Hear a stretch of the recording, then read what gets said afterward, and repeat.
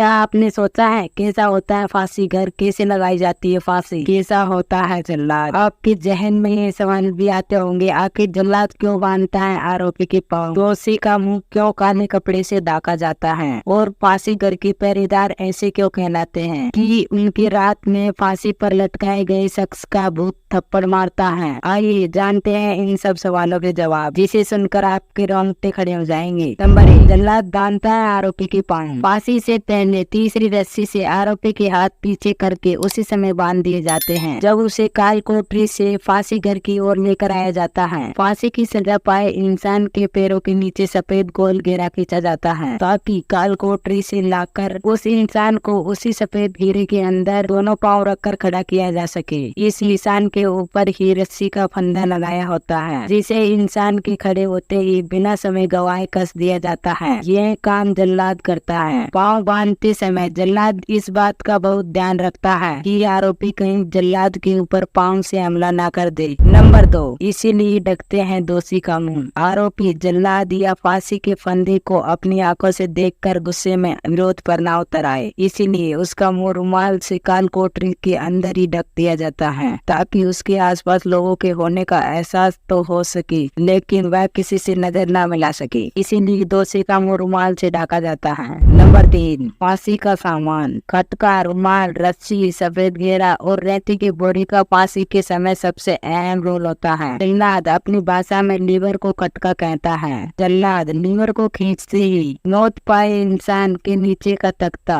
2 हिस्सों में कुएं के अंदर जाकर खुलता है और एक मामूली सी आवाज के साथ इंसान का शरीर कुएं के अंदर गर्दन में लगा फांसी का फंदा के सहारे झूलने लगता है। नंबर 4, रात में कौन फांसी घर की पहरेदारों को मारता है थप्पड़? फांसी घर जैसे डरावने घर की पहरेदारी करना आसान नहीं है। कहा जाता है कि कई साल पहले तिहाड़ जेल में एक पहरेदार के रात के वक्त फांसी घर की रखवाली की ड्यूटी रखी थी। ड्यूटी भी अकेले ही कर रहा था। उसी वक्त उसे नींद की झपकी आ गई। तभी उसे एहसास हुआ कि उसके किसी ने थप्पड़ मारा है। उस इंसान ने बाकी स्टाफ को बताया। बाकी स्टाफ ने ड्यूटी न करने का बहाना बताकर हंसी में टाल दिया। वीडियो अच्छी लगी हो तो लाइक करिए और चैनल को सब्सक्राइब करिए।